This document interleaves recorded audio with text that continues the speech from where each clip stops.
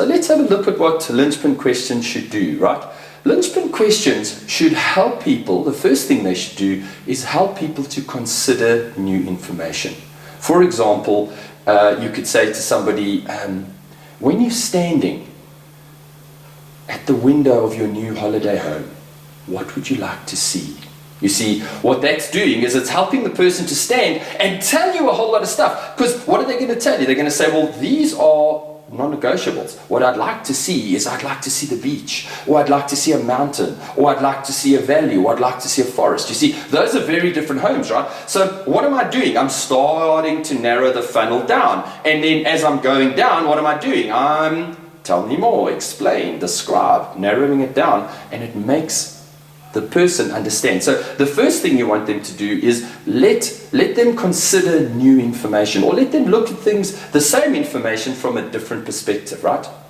The other thing that's really crucial about linchpin questions is they must never compare you to your competitors, right?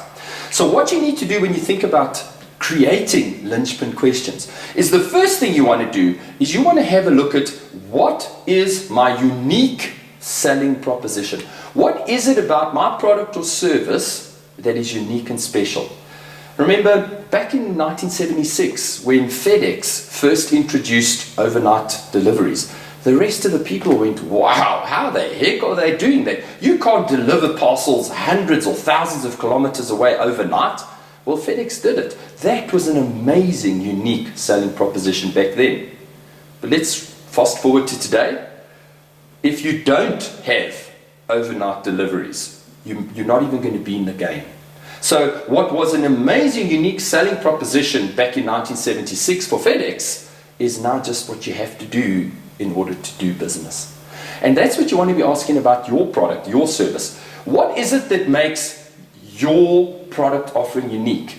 And that's where you've got to start. So invest the time, sit and ask this question. What is it that makes my product unique and special? Try to come up with between 5, minimum of 5 things, and a maximum of 10, or even more. I may want to put a maximum. Let's say minimum of 5 and a maximum of however many you can find, right?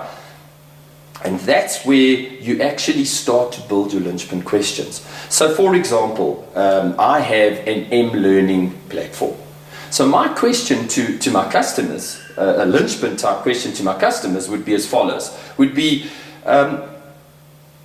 when you've engaged in training in the past, has your team had any mobile learning facility? In other words, once the workshop is over, what facilities have you had to effectively communicate or to effectively continue the training between workshops, right?